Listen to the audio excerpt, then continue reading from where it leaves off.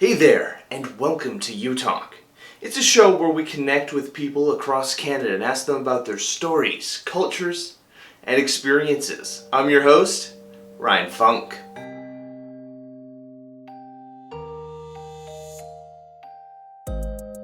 What does it take to enter the occupational fields of science, technology, engineering, and math? It can be a daunting challenge for anyone, especially female immigrants, even if they're qualified or have worked in the field before. According to Statistics Canada, 34% of Canadians with a STEM degree are women, but they only make up 23% of Canadians working within the STEM field. Last year, I had the absolute pleasure to connect with 3 women working within the STEM fields. 2 of them helped create the chapter of Immigrant and International Women in Science here in Manitoba. The other, a paleontologist working at the Royal Tyrrell Museum in Drumheller, Alberta. So I'm now a postdoc in paleontology. I'm the Dr. Betsy Nichols postdoctoral research fellow here at the Royal Tyrrell. And it's been a bit of a journey for me to get to here. I always wanted to be a paleontologist ever since I was 3 years old. So after high school, I went to university, like more or less everybody will do. Mm-hmm. I picked biology at the advice of a Dutch paleontologist at Naturalis Biodiversity Center. And he said, either you want to study the rocks or you want to study the animals. And he said, if you want to study the animals, biology is a better way of getting into paleo. And I thought, I'm more interested in the living animals, or studying dinosaurs as if they were living animals than just the rocks they're from. So back then in the Netherlands, there wasn't really a paleontology master's, and there were a couple of programs around Europe, but I didn't really know that much about them. So I decided to stay in the Netherlands and do my master's there as well. So I did biogeology, which is it approaches paleontology, but it's still not perfect, And I think nowadays they have a master's, so I just missed out like a couple of years after my time. They started a master's program now. And then I kind of drifted for a couple of years because it was hard to find a PhD position. It still is. It's like you have to really land either a grant or somebody who has a grant or who has just, research money. So I actually worked in a geochemical lab for a year as a research assistant, working on stable isotopes on rock layers. So that was pretty cool. I think that gave me a good sort of geochemical background, which I still use in my research now. So that was good. Then I worked for a year as sort of semi-preparator, semi-researcher on a dinosaur egg project in Portugal, which is really cool. And actually that was supposed to be for 2 years, but after 1 year I got my much desired PhD position. So then I went to Germany to do my PhD on sauropod dinosaurs, long neck dinosaurs. And then after that I had basically a short postdoc project in Germany, and then I landed this one. So that's kind of been all over the place. Well, that's super cool. And at the beginning, you mentioned Dr. Betsy Nichols, correct? Yes. Oh, that's so cool, because she holds so much significance at the Canadian Fossil Discovery Center, where I have a lot of experience with. So that's super cool. Just to, the world feeling even smaller once again. Yeah, she was a powerhouse. I really wish I could have met her. It's unfortunate. But it's nice that we have this postdoc named after her, and so we carry on her legacy, hopefully. And it's just the impact that she had in paleontology is so amazing, and it seems like just women in general have had such a significant impact on this study, though many don't get the recognition they deserve, because I can't remember her name right now. The lady who discovered the ichthyosaur out in Britain. Oh, Mary Anning. Yeah, that's it. Historical figure, yeah. So cool. There's a really great kids book about her now as well that I was thinking of getting for my kids who will be born in September. So that's like a nice sort of example of women in STEM, women in paleontology. Yeah, it's awesome. Yeah, it's been a boys' club for so long. Like, just it's great to see these women who are integral to this study. Finally getting to this recognition. I think there was also a movie about her. I think it's called Ammonite. I can never say that right. Ammonite. Yeah, I haven't seen it yet actually. But I heard it was good. Yeah. Yeah. Super cool. So getting back on topic, for those who are unaware, we've talked a lot about like dinosaurs and fossils, but what exactly is paleontology? Right. So paleontology, sort of, if you break it down, it's ancient Greek for the study of ancient beings. So I think that's a good distinction already from archaeology, which is kind of like the study of the ancient people. So basically, paleontology studies past life on Earth, and it could go into deep time. It doesn't necessarily have to, but usually it is kind of like, yeah, you're talking about past life of like several million years ago, up to all the way to the beginning of life on Earth. Yeah. And then, of course, vertebrate paleontology distinguishes itself by studying only vertebrates, so everything with the spine. So that's kind of like everything from fish and over all the way up to dinosaurs and mammals. I think just for myself, paleontology is just so cool to think about life before us. Just when you see these bones, just in your imagination, what would they have been like in real life? That's just always.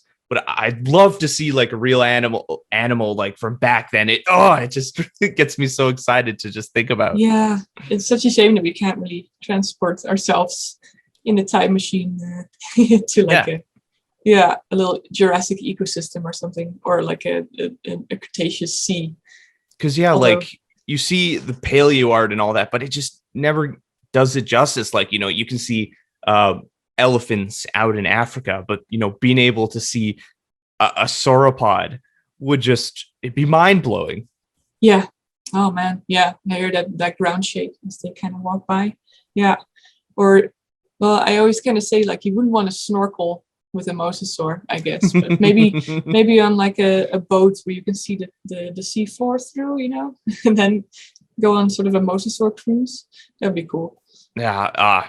Just an aspect that unfortunately we'll never be able to experience, but we can learn a little bit about them from their fossils left behind.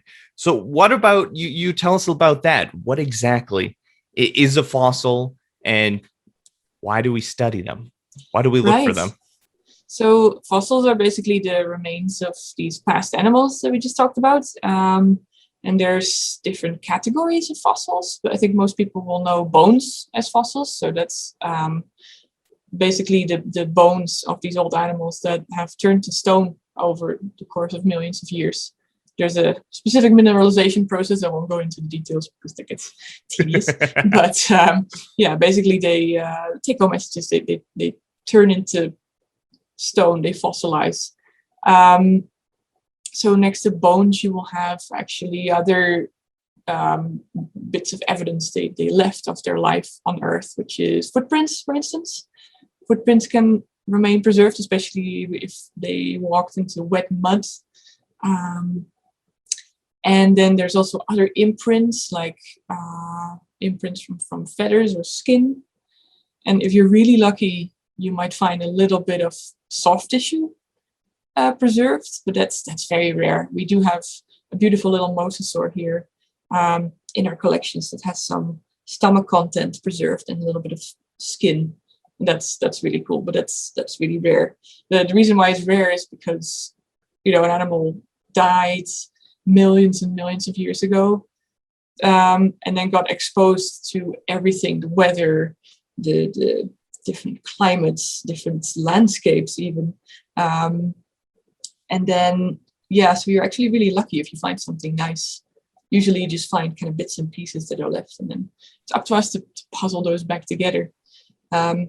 But we study them because they are the only thing that will give us information about these past animals on Earth. I think another interesting part about paleontology and learning about the animals' past lives, I can't remember, what is it, carbolites, the fossilized dung? Oh, coprolites. Yes. Coprolite. There you go. Thank you. I was like, I think I remember the word. Can't quite. But I think recently they discovered like a new beetle species from one. So like that's another aspect. Super cool. No, that is a fun one to kind of study their fossilized poop, basically. Yeah. And then that can sometimes also say something about the species diversity if you find different types of poop. It's like, oh, it's different types of animals lived here, even though maybe their bones won't be found.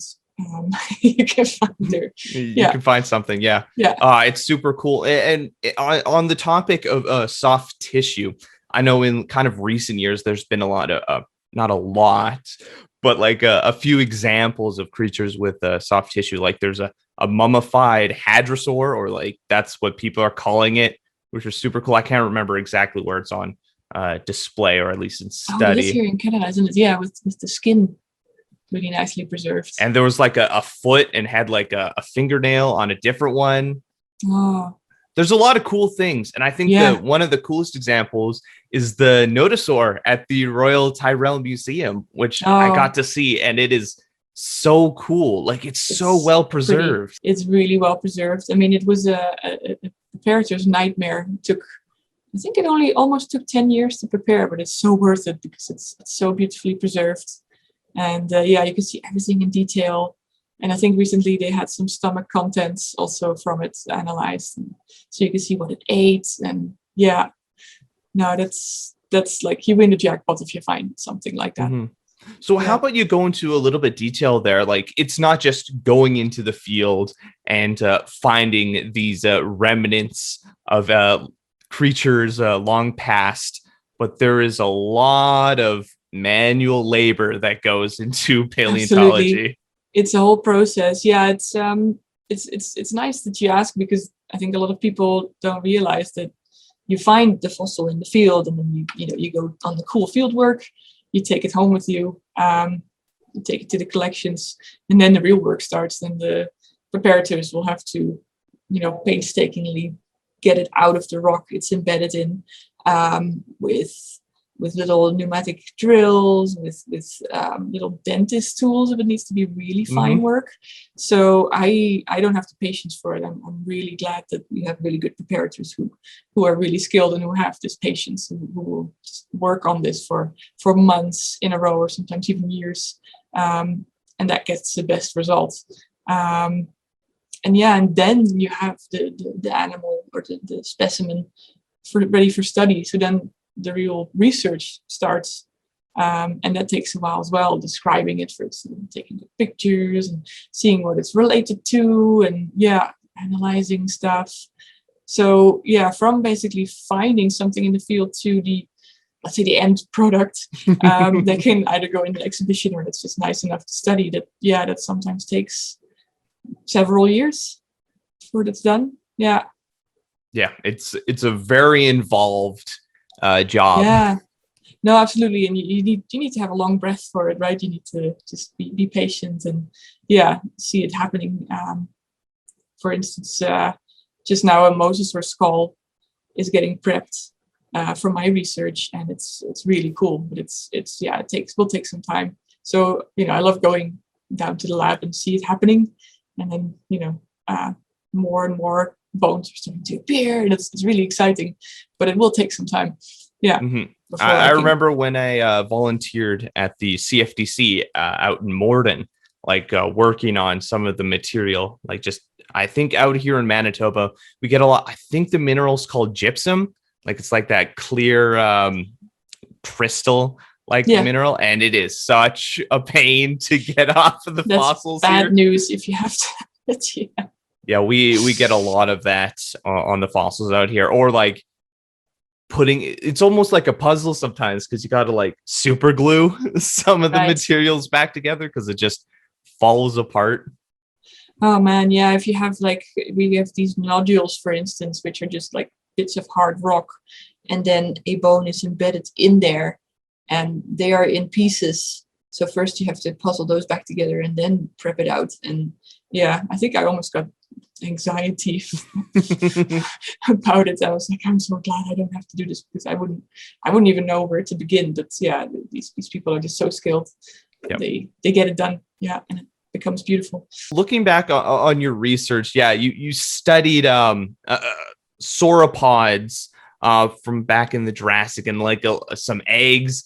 What brought you to mosasaurs? And we can talk a little bit more about what those are exactly afterwards. Yeah, sure. So, I'm from the Netherlands, and the very first mosasaur is actually from the Netherlands. At least the first historical mosasaur found to humankind. There's a skull found in the south of the Netherlands, and it's actually now still on display in Paris in the Natural History Museum.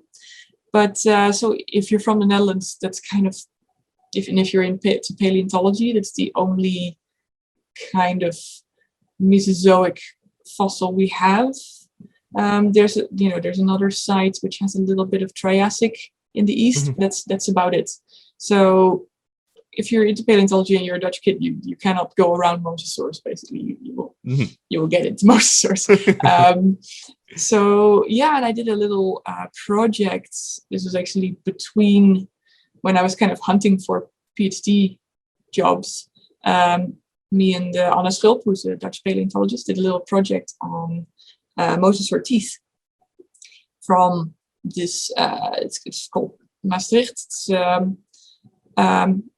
It's actually the end stage of the Cretaceous is named after this town. So it's these Maastrichtian mosasaurs. And so that got me into mosasaur research, really. And then I decided to expand that for my job application for this current job. So I was like, well, they have great mosasaur specimens at the Tyrrell. I know a little bit about mosasaur research, and I do mosasaur teeth. So yeah, I went on to doing that. That's so cool. That's so cool. So we talked about dinosaurs a little bit, and now we're talking about mosasaurs. What's the difference between them? Oh yeah, well, whole score. So that's good also, because people always say, mosasaurs are dinosaurs, but mosasaurs are not dinosaurs. Let me just get my little friend here. It's my little prop. So mosasaurs are actually more closely related to lizards and snakes than they are to dinosaurs. So they're basically a type of varanid lizard with flippers. That's what I call them, and a tail. And they were completely marine. They lived in the late Cretaceous, when the sea was nice and warm and tropical. So it was a good time to be a reptile in the sea. And they were probably the top predators in all of the ecosystems they inhabited. They became very successful as well. You can find them everywhere around the world. Some even in freshwater, but mostly in just marine settings. And so it would have been a bad day if you were the prey of a mosasaur, because they had these really powerful skulls and lots of teeth. They even had teeth on their palate, like some snakes and some lizards have that as well, which is, it's very cool, but it's also ultra scary if you're a prey. It's kind of to get the prey more into their mouth. And dinosaurs were more are this specific group of reptiles that lived on land. So they're only related very way back, to a common ancestor, way before the Mesozoic era. Yeah, I think mosasaurs are just so cool. Just basically lizard whales. Yeah. And they were completely marine as well. So they probably never came on land. So we don't know exactly how they reproduced, for instance, but there's speculation that they might have done live birth, just like what whales and dolphins do in the sea. And they were just really successful with their big bodies. They got up to 12-15 meters of length, which is insane. I mean, they're not as big as the ones you see in Jurassic World, because that one is just blown out of proportions. That one's way Yeah, too big. media's involvement in paleontology and dinosaurs may skew people's opinions a little bit about what they are. I think one of the biggest one is when I learned that velociraptors weren't as big as the ones in the movie, and most people, the consensus is they were completely feathered. Yeah, exactly. Yeah, those kind of things. And also, I think the brachiosaurs, they made them way too big, and the T-Rex is probably not as fast as we see him. I mean, it's the films are great, but it's like but at least dinosaurs getting some representation, right? Right. Like, at least there's some. I wish there was more. But what can you do? What can you do? So I guess one of the big questions is mosasaurs. They're these massive marine apex predators living in the oceans. Why are we finding bones of them like here in Manitoba or out in Alberta?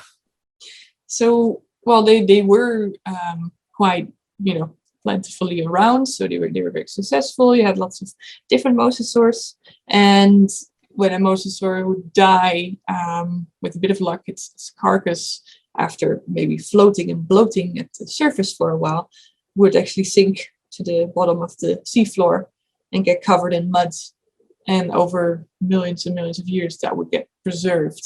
So with like some uplift of the marine bottom of the seafloor, which doesn't always happen, but it will happen sometimes. They get exposed to the air, but still covered, and throw a good couple of million years of fossilization process over it, and then you will get them preserved. And I think the majority of our mosasaurs come from the Ammolite mines near Lethbridge in the south of Alberta, where they are pretty well preserved because they're in this sort of finer mud.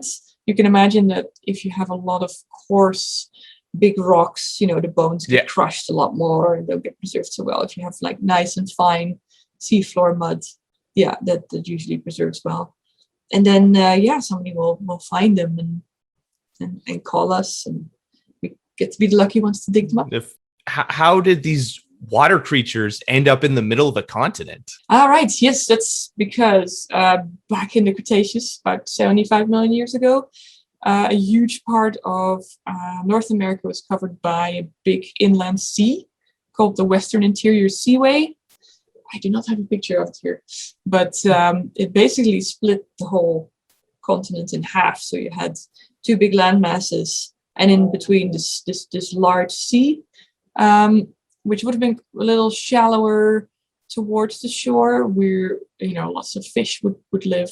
So that was ideal mosasaur feeding and hunting grounds, and nice warm water, because it was a greenhouse world in that time. So there was no sea ice, no ice on either the North or the South Pole.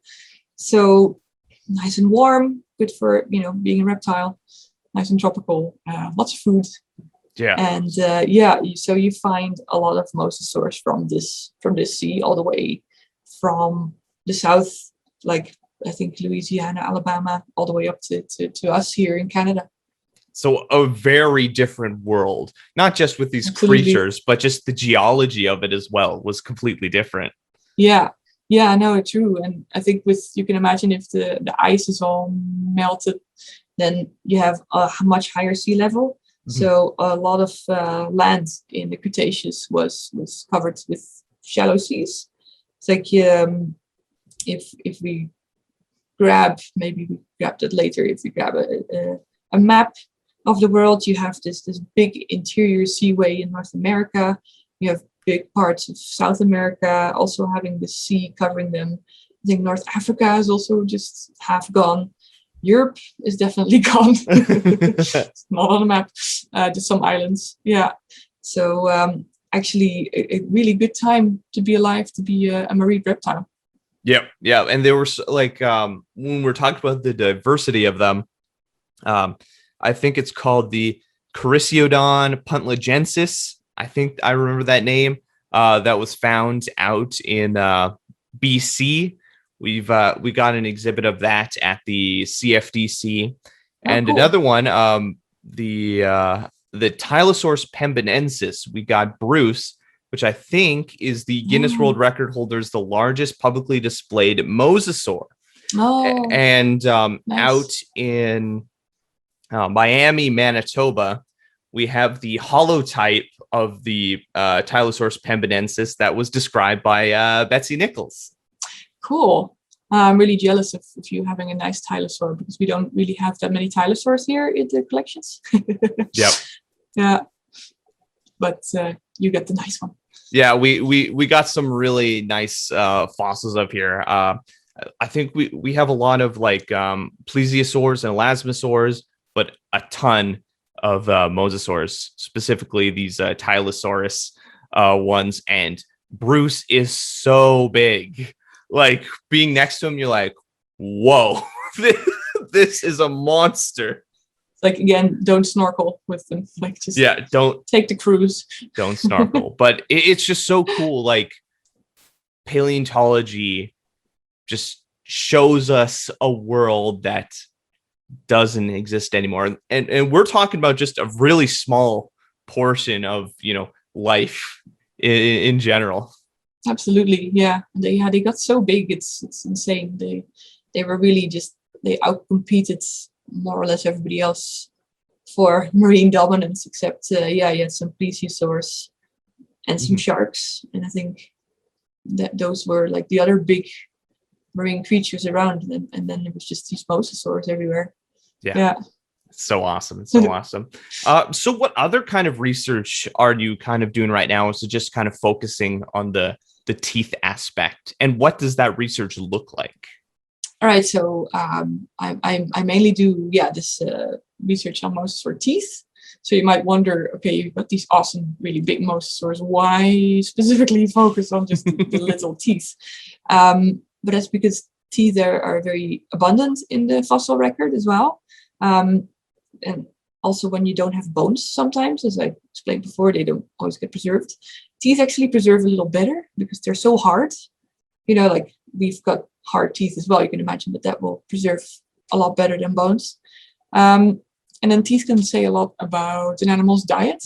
So I use these teeth, both their morphology, so the way they look, and also the micro scratches, the micro damage on teeth from different diets, and some geochemistry, which is kind of still because of my time in the lab way back when, to reconstruct mosasaur diet here and to see if they coexisted next to each other, because you have all these different types of mosasaurs. Or if there would be some overlap in ecological feeding niche, we'd say. So basically their feeding corner of the food chain. So I'm trying to figure that out. So that's really cool. And then of course I did my PhD on something completely different, on these long neck dinosaurs, which I still kind of do in the background every now and again. So I did dinosaurs and now I do mosasaurs. But so I don't do both at the same time, because then you get confused, because you have your marine animals and your land animals. But so with these long neck dinosaurs, I mainly do the early evolution of these guys in the early middle Jurassic. So that's about 170 million years ago, whereas these mosasaurs, they're like more like 75 million years old. So that's about 100 million years difference between the two. Oh, that's so cool. That's so awesome. Yeah. And I mean, it doesn't get boring. You're learning about two completely different kind of like groups of creatures. Right. Everything is interesting. Yeah. I mean, you have to at some point specialize into something. But I think everything in invertebrate paleontology, especially in the Mesozoic, for me is very interesting. It's so cool. So cool.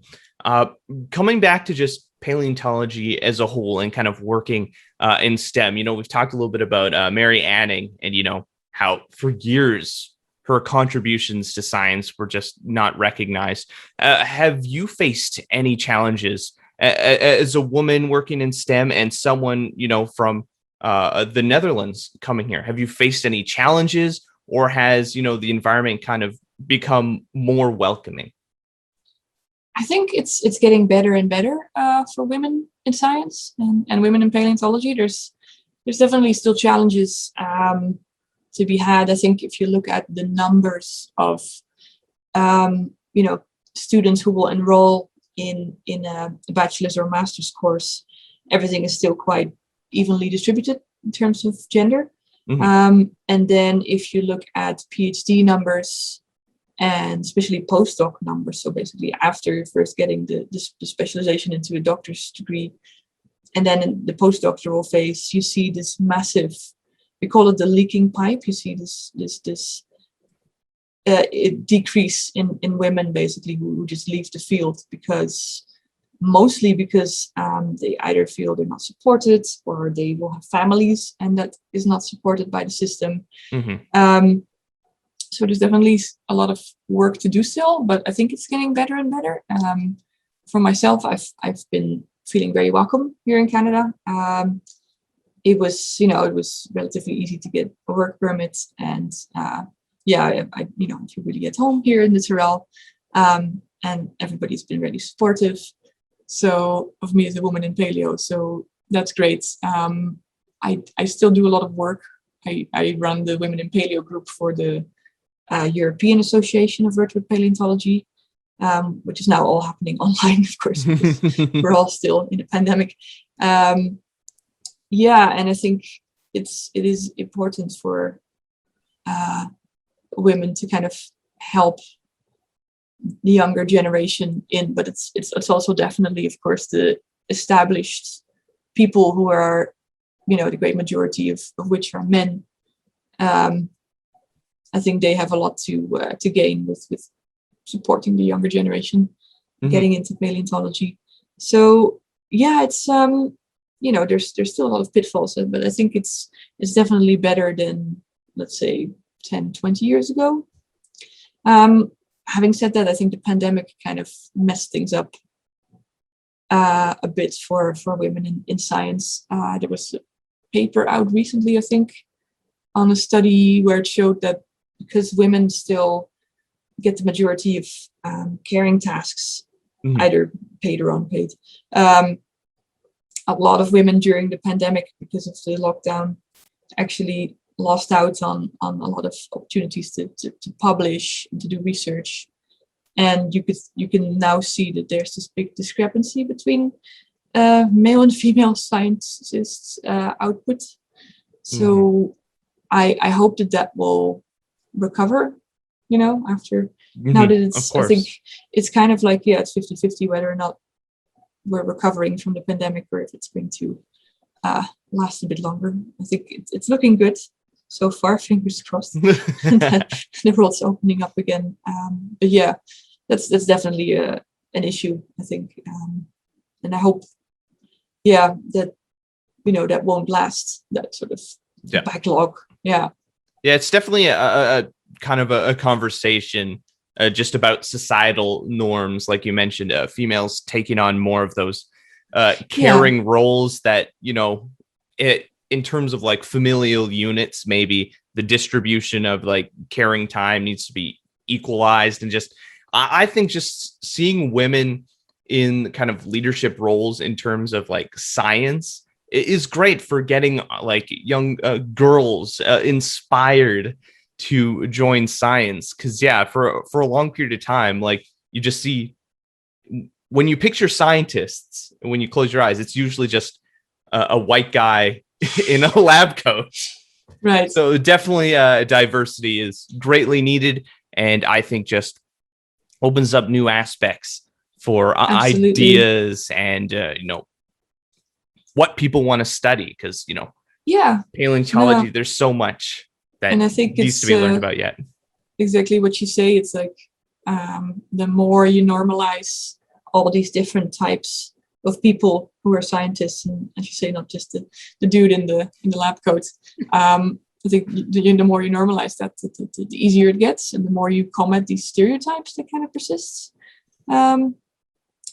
and that force people into certain roles over periods of time. I think that's really important to get everybody out there.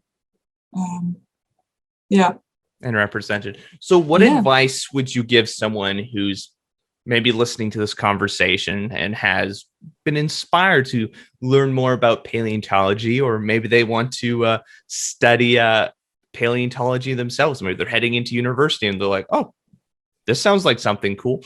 Or someone overseas that wants to come study here in Canada, because we have tons of amazing specimens and different species that can be found here. Yeah, so I always tell people, just go for it, right? It's it might not be the field where you earn the most money with, but then I guess if you want to earn lots of money, you have to maybe just become a lawyer or something. But if it's your passion, if you're excited and enthusiastic, then definitely go for it. It's there won't always be a job immediately for you, but if you persist. I mean, look at my background. I kind of went all over the place, but yeah, it worked out in the end, and I could use all those skills that I acquired in the end as well. So just go for it. Probably connect with your local museum is a really good way of starting. For instance, the Tyrell, and I guess your museum as well, will have lots of programs for young people and kids to engage them into science. So that's usually a really good place to start. And yeah, if you want to come to Canada, I mean, my experience has been really positive coming to Canada. I think, we've been, it's really crazy because I started my postdoc literally a couple of weeks before the whole world shut down. And I didn't know it at the time. I was kind of naively thinking, it's going to be fine. So we flew in to Canada, and I think 2 weeks later, everything shut down and all the airports closed. So for me, it's been doubly nice because I felt really safe here during the pandemic. Yeah, of course. Which was crazy. But yeah, I think, we've got a lot of great collections, and I think, everything works, right? Like the local people who study the fossils will add to the research, as well as international people. So, so yeah, and I think paleontology is a very international field. I think, especially the newer generation of scientists are all about cooperation between different institutions, which is really nice because that only makes research better. So yeah, I think, my advice would be, go for it, connect to your local museum and your local specialists who can help you with their network, probably. And go to maybe, start small with the smaller conferences. If you feel confident, you can go and talk to people. Maybe don't immediately go to the really big ones if you don't know anybody. That can be a bit intimidating. But usually get somebody to help you a little bit, to mentor you a little bit. Yeah. Awesome. And finally, I mean, you've studied both sauropods and now Mosasaurs. If you could research anything in terms of paleontology, what would you want to research? That's a good question. So I think when I started, I really wanted to study theropods, like big theropods, like Tyrannosaurus, like Giganotosaurus, I think, who's now going to be making an appearance in the latest Jurassic World franchise, from what I saw.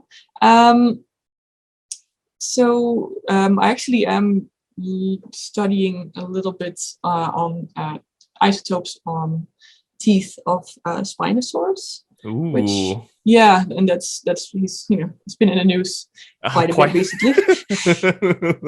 Controversial or otherwise.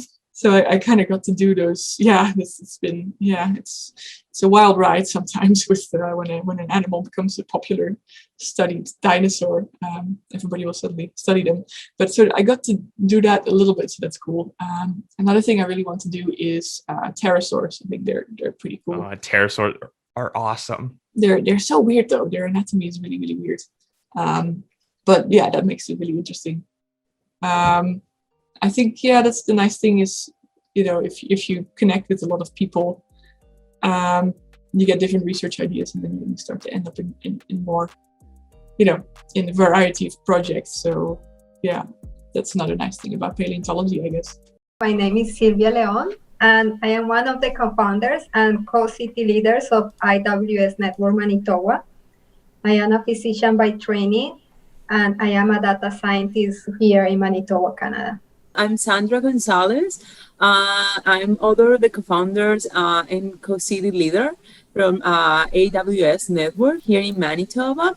And I'm currently a postdoctoral fellow. I have been working in infectious diseases for a little while, and I'm based at the University of Manitoba. I've talked with Shweta Rajan a little bit about the IWS network before, but for new listeners or those just wanting a refresher, what is Immigrant and International Women in Science? Immigrant and International Women in Science Network, or IWS for short. It was created in 2018 and is a non-profit organization.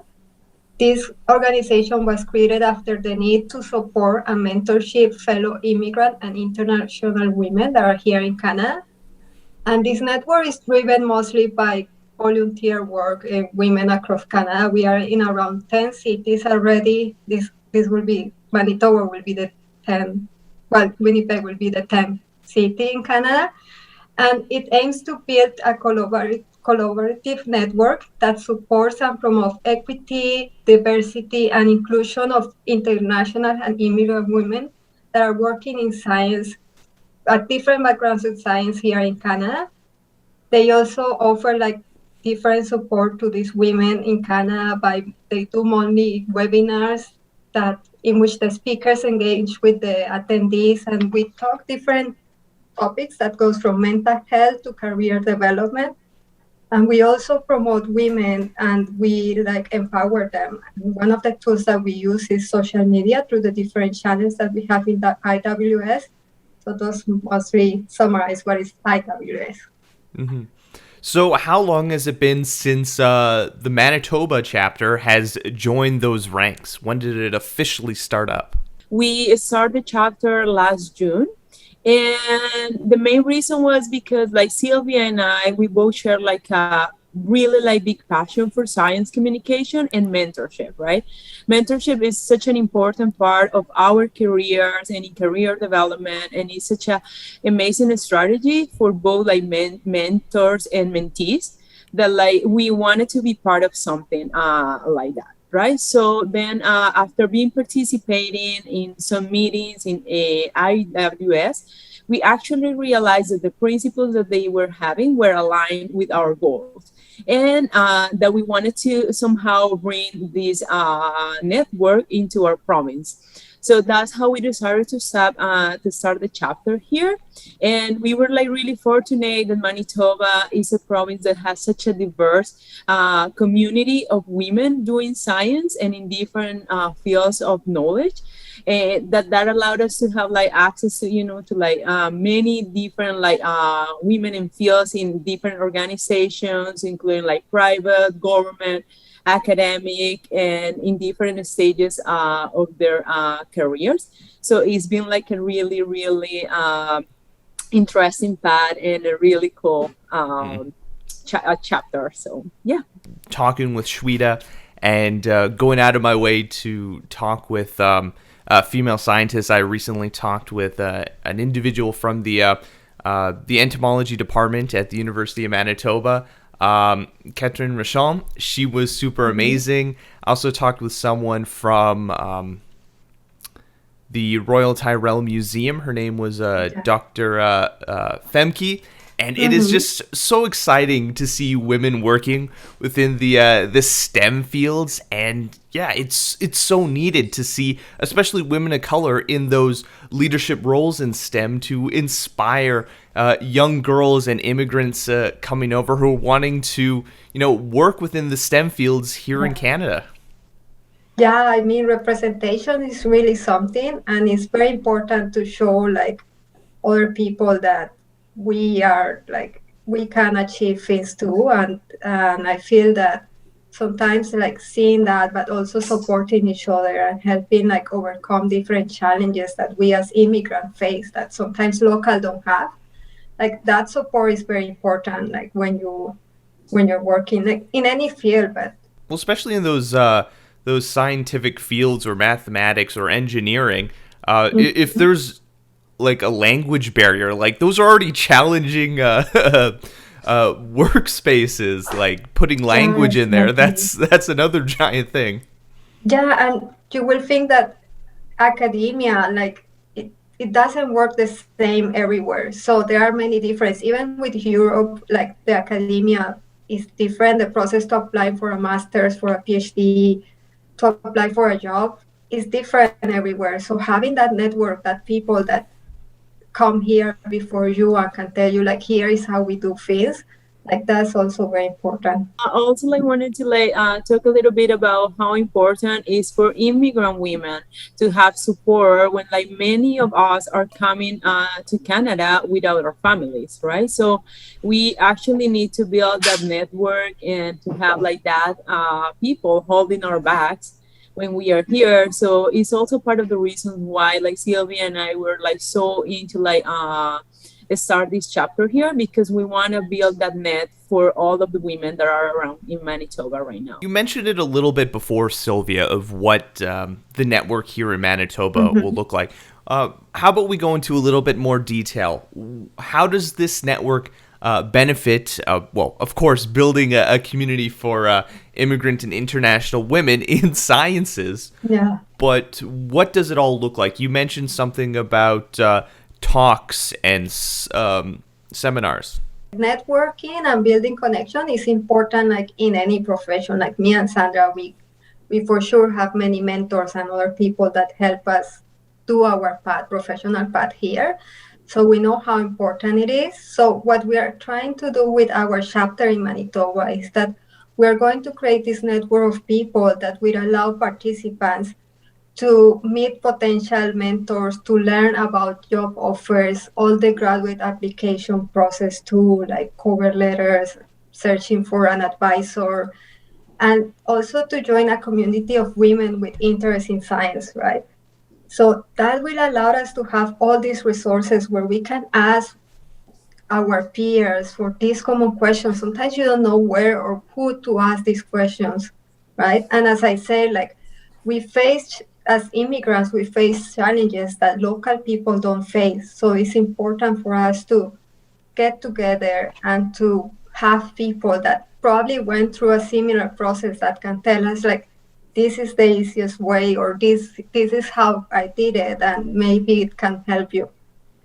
So another thing that we're going to do is that we will have local events with local speakers, and we are going to address like those topics of interest for our members. So as we create and we will meet with the members, those topics that are important for the community in Manitoba, we will try to find speakers that can come and share their experiences and their knowledge with us. When Shweta and I were talking, one of the things she mentioned in terms of challenges was finding those jobs. Sometimes it can be incredibly difficult to find job openings or opportunities in the STEM fields. What do you think is the best course of action that we need to be taking to make job openings more accessible to everyone? I think that like one crucial part, as Silvia was mentioning, was networking, because most of the time, like there is someone that will know about some of these opportunities and can actually bring those opportunities to you, knowing the skills that you have. So one important part of our network is that we are trying to build kind of like a database when we know like who are like the person like more focused in different kind of fields or the specific kind of topics. And in that sense, when there is openings for those positions, we can actually show those positions for the people that will be like have the highest chances to like be more interested probably in those positions. So I think that that's one of the options that we have. And also we have like a really good scientific community here that like Silvia and I are really lucky to be part of. So that's another way that there is always like a ways to talk to people, you know. But I honestly like consider that like networking is an essential part of this opening up to get to know about these job positions and stuff. A way how companies can reach to immigrant women that are looking jobs in STEM is also reaching to immigrant centers. We have several immigrant centers in the city that where newcomers they go to get advice on job search, on CV, how to build a CV. So if these job places were to reach those immigrant centers, they can broadcast those jobs opportunities to different newcomers that are looking for opportunities, because sometimes there are places sometimes they are put in certain websites that not everyone had access to. So that will be a way how companies could help those job offer reach immigrants. You know, one of the challenges is just, you know, women getting into those job openings. I was just trying to pull up a story from before that. Yeah, just in BC, in terms of gender equality in STEM, is women just aren't given those chances. And yeah, it doesn't make sense to me. Like, if someone is qualified for a job, regardless of where their background is from or whatever their gender identity is, that doesn't matter. Like, in terms of science, we want people who are educated and driven to to find these opportunities, to get in there and figure out the cool things that are happening in the world.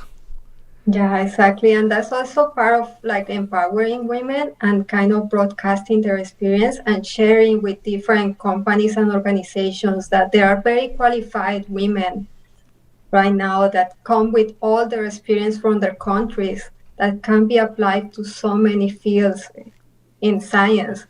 So that's another part of what we do, like by showcasting all this experience and all these amazing women that we have here in the province. Companies will be able to see how much talent there is and hopefully give opportunity to these immigrant women. Yeah, that'll be amazing to see. So the big question is, how can people join? Actually, for those that want to join the Manitoba chapter and the network, we have an email right now. So it's ewsmanitoba@gmail.com. So you can just send us an email, and in that sense, we will reply to you right away. What we normally do is that when people are like interested in joining us, we have a Slack channel, and then we like introduce the members to the whole IWS network, and they will become part of the Slack. So that way they can have access to all the topics that are ongoing in Slack. So it's about like job opportunities, about webinars that are coming. So it's actually it's a really simple process. It's just to contact us and like to let us know that they are interested in like be part of this, and that's how it goes. And if you also want to like check before contacting us about the network, there is the website that is iwsnetwork.ca, and that way you can get to see a little bit more about how is the whole structure of the network, how is it work, and then like just decide if you feel like that you want to join us. So are there any plans for like talks or conversations coming up in the next couple months? Yeah, this is actually the best moment for people to join us because a lot of things is happening. So starting on next Friday, September 3, we are going to host our first like chapter meeting. It's going to be in person at the forts.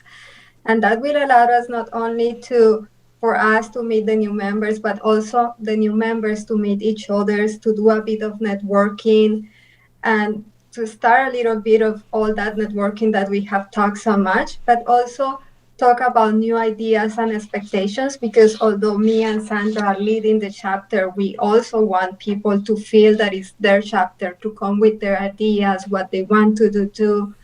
So that's for us. And then IWS Network Canada is starting on September a series of webinars that will be free for all the members, and everybody's welcome to attend. So as I say, we talk about different things that goes from mental health to career development. So everybody is welcome to attend those webinars. Oh, that's so awesome that you're having those mental health conversations, especially over this whole pandemic. I think the conversation around, self-health, self-care, and mental health awareness is so important. Like, it's so easy to get burned out or overwhelmed, and even if you're passionate about something, it just dies, and that really sucks when someone who is really good at a particular job or career path just loses that passion. Yeah, like having, like, normalizing talking about mental health and reaching for help when it's needed is so important. So hopefully with these spaces, we will be able to give a first, like, tool to the people who is needed. And I think we all need to talk about it. So so everybody's welcome to attend those webinars. It's pretty important, like part of the whole network about the mental health is that, like, we as women, we are sharing like many challenges that are not only related to work, but also like related to motherhood, related to like access to like jobs, related to like differences and inequalities that are like in somehow like linked to our gender. So it's really important for us to have that support and that like a space for us to open and to like let other ones know what's happening and try to figure out and troubleshoot all of those situations together. I actually have so many friends that they actually want to be mothers, but they have been always concerned about what's going to happen with their career, because honestly, like, science hasn't been like designed for like motherhood, right? So we can see all of these differences in terms of like publications, articles, access to everything when a woman decides to take the path of motherhood. So then it's going to be like it feels like a delay for them in their careers, but like when like for fathers, they can still like keep going and like doing their job, right? So like those are challenges that we as women need to like bring out and show the scientific community that this is happening and that is part of our lives, right? Like for at least for myself, in a personal way, like I love science. I'm pretty passionate about science, but I love to have my personal life, and I think that it's always about balance, right? And that's part of the things that we want to like always support and encourage here. It's always about balance, and you have to keep about balance between your work, between your personal space, with your mental health, in order for you to be a functional person. So yeah, it's pretty much.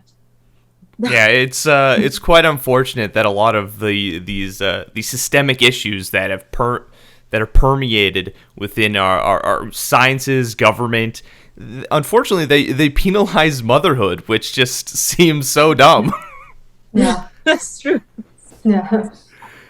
But So, how is we as a community? How can we work together with IWS Network Manitoba to help overcome some of these issues? How can we support the network? Well, so in that sense, like our network is always like welcoming volunteers and new members. So it's like if you can like let other women know and like spread the voice and invite them to become part of this network, that's a really like good way to like help us and to like contribute to building like a stronger network in Manitoba and in Canada. Also, like, well, we are always like open, like, and really happy to have all the international and immigrant women in STEM that will share the passion with science and mentorship. So like every one of you that you're listening to this interview, like, we will be happy to have you join us. So yeah, we are here for you. And there is also like another event that is actually happening soon. So we would like to use this space to promote our national fundraising campaign for 2021 that is oncoming on September during the week between the 18th and the 26th, and is named I Move for Immigrant Women in Science. And the main aim of this campaign is to collect some funds for all the activities, events, and every operational cost for next year. So this event will be like held online because of the pandemic situation. But like how it goes is that participant can register through Eventbrite, and then they purchase like a ticket. And with that ticket during the week, the participants will be asked to share a mobility activity. It can be either walk, runs, canoe trips, anything that they want to do, biking, just letting them know that they are moving for women, immigrant women in science. And then if they feel comfortable with, they can actually share their video and tagging our network in Twitter, Facebook, LinkedIn. So yeah, we really wanted to use this space also to like invite all of you to become part of this fundraising campaign that is happening. Part of this network is just inspiring people to join the sciences. So I'll start with just why I think science is so cool, and maybe we can just go around and talk about what is it that we're passionate about. For myself, I love paleontology. There was a moment in my life where that was one of the career paths I was hoping to go. Didn't work out that way. But for me, science is seeing the world around us and finding some reason to some of the chaos that we see. And it's just so interesting, putting those puzzle pieces together to see the full picture. That's why I love science. And I think dinosaurs are cool. So that's... Yeah, totally, Ryan. Like, for me, when I decided to join in science, like when I was really young. Like, I always felt like so curious about the world and about trying to understand why things were the way they are. So in that sense, it was kind of, well, like, how can I do that, right? How can I actually start like wondering about the world and try to figure out? But it's not only about that questioning, but also what you can do with that question, with that answer, right? And it's how you can actually impact the people that are around you in your community with the knowledge that you are acquiring. So I always believe that even if I love science so much, and I think that that's why like Silvia and I share this science communication passion, is because like knowledge is, if it's not transmitted, if it's not like translated to everyone else out there, there is no like a really meaning of that knowledge. So it's pretty much, at least for myself, it's like, yeah, I'm pretty curious about it. I want to know how it works, but then I want to translate that knowledge into the community and like let them be part of the whole experience too. So it's at least that's for me. That pretty much summarizes everything. Yeah, it's not only about, well, of course, the passion that we have for our own fields and the interest that we have, and enjoying like turning these questions and seeing how our data and our research projects turns into results that are meaningful, but also seeing how like we are, like, for example, in my case, we are trying to solve things that are of interest for patients with kidney disease, for example. So we know that this is something that people is asking us to help them with. So it's that connection between like them, their questions, and us being able to use science to hopefully find answers for that. So it's a mix of passion, but also a sense of giving something to the community and working with the community that comes together in science. And that makes like a full circle for us. What advice would you give people who are looking to pursue a career in STEM? Whether that's they're in elementary school or high school, or they're going to post-secondary? Oh, Ryan, I will say, at least for myself, I will say like you always believe in yourself. Like it doesn't matter how the work sometimes like try to like show you that maybe it's not worth it or maybe you cannot do it. You can, you will. And you just need to believe in yourself to get there. Yeah, it's pretty much like don't stop until you're proud. If that one way doesn't work, try another way. If you talk with different person in science, you will realize that we all reach where we are nowadays through different pathways. There are many pathways how you can become a scientist. So always try different ways, keep trying and reach for mentorship. There are many of us who are very happy to mentor people. So always reach for mentors. We are more than happy to help people walk through science. Yeah. Awesome. So where can people find out more about IWS Network? Where can they go? Just again. Yeah, so well, they can go to like our website that is IWS network.ca,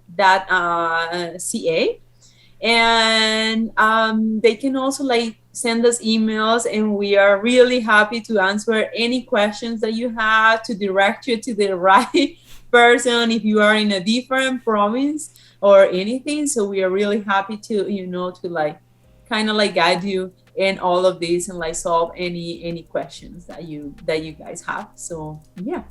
So our email is easy, iwsmanitoba@gmail.com. Enjoying the content from You Multicultural? Why not head over to our website to see more stories and music from fantastic and amazing Canadians. Find out more by heading to u-channel.ca. I'm Ryan Funk.